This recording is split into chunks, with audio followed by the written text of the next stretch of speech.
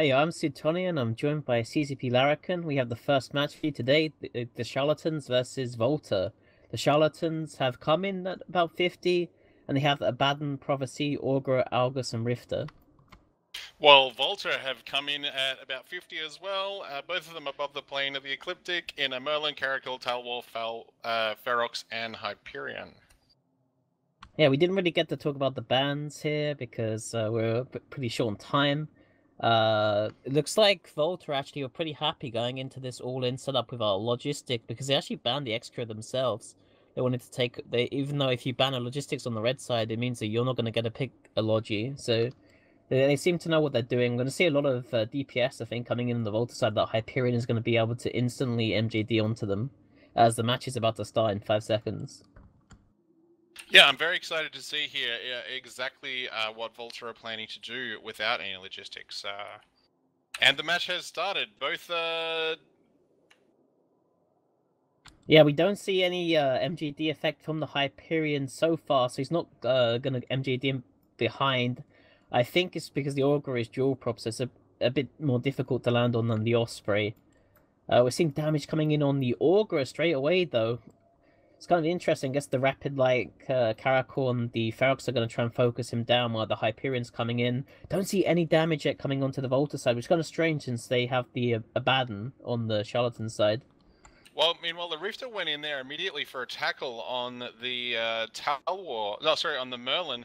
He's taking a whole bunch of damage there. I don't think he's going to survive this. In fact, there he goes. He's gone. Yeah, with the Charlatan's Rifter out of the way, that's a big win for V0lta because now the Hyperion is going to be able to get in there uncontested. Normally the Rifter is able to screen the Hyperion off for quite a while if it can get it without support. We do see a tracking disruptor drones on the Abaddon too. Maybe that's why he's having such a difficult time hitting anything. Yeah, I was also going to say, I mean, the Rifter is one of your big support ships for the Abaddon. It's fit with beams, so it's going to need those webs to try and hold anything down and apply a maximum amount of damage. I can see this really holding back V0lta. Sorry, not V0lta. The Charlatans quite a bit. Yeah, it looks like that Abaddon's trying to hit that Ferox, but he's not actually tracking it, which is kind of strange since the Ferox is kind of bad. Well, kind of big, I mean. He is getting the odd hit in, but it seems like the Ferox is actually mitigating a lot of his damage, and it looks like the Hyperion from the V0lta side is about to land on top of that Abaddon. So we'll be seeing how good the Abaddon's tank is pretty shortly. And he's I think actually the Grappler's on the Prophecy right now, but he is next to the Abaddon. Meanwhile, it looks like V0lta has switched over to trying to take on the Algos, basically just trying to get rid of some of the support drones, and but he's holding himself up pretty well so far.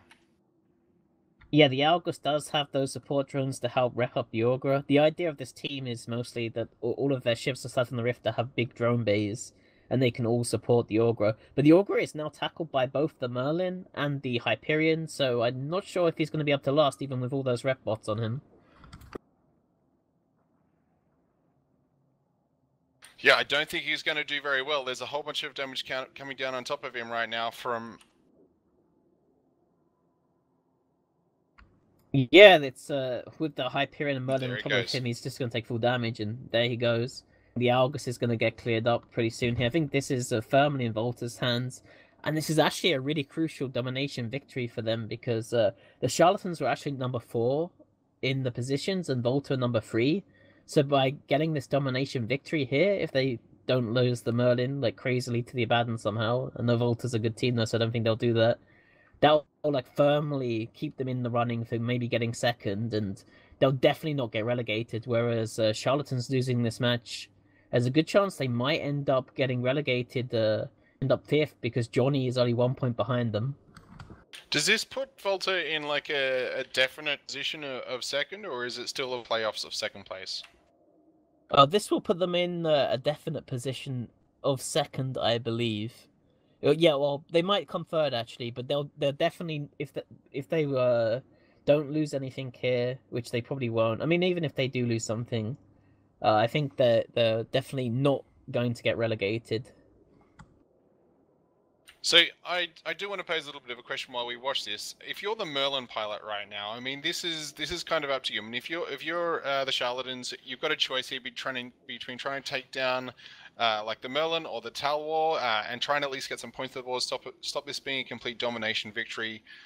What do you do as the pilot? Like that Merlin, he's in there, like in the absolute thick of it, which I'm a little bit surprised with. I would have expected him to try and play this safe. I mean, it looks like they have this in the bag. Saying that, their control freak is going quite low in the Ferox.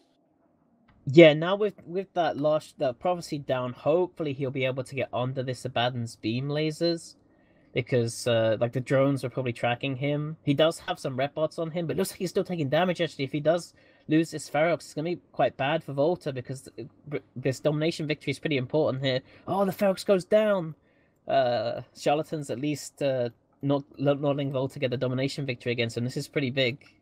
Yeah, I'm incredibly surprised by that. I really did expect them to go for like the cruiser or the frigate or something. Instead, they went straight for that battle cruiser, and obviously they could apply to it well. Yeah, it doesn't look like the tracking disruptor drones are on the Abaddon at all anymore. I guess maybe his teammates cleared them off earlier. Maybe that's what the Algus was doing. Yeah, that would make sense. Yeah, I don't think he's going to be able to take down Starfleet Commander's Caracal, although I don't know. The Abaddon's pretty tanky. He's still only half armor, despite being by himself against this Hyperion and Caracal and Tower. I don't think he'll be able to track the Merlin or the Tower, but I mean, if he kills this Caracal, that'd be pretty cool. Although it looks like the Caracal looks like he's doing pretty well. It's got a set of medium shield drones on him, and he looks like he's keeping transversal just fine.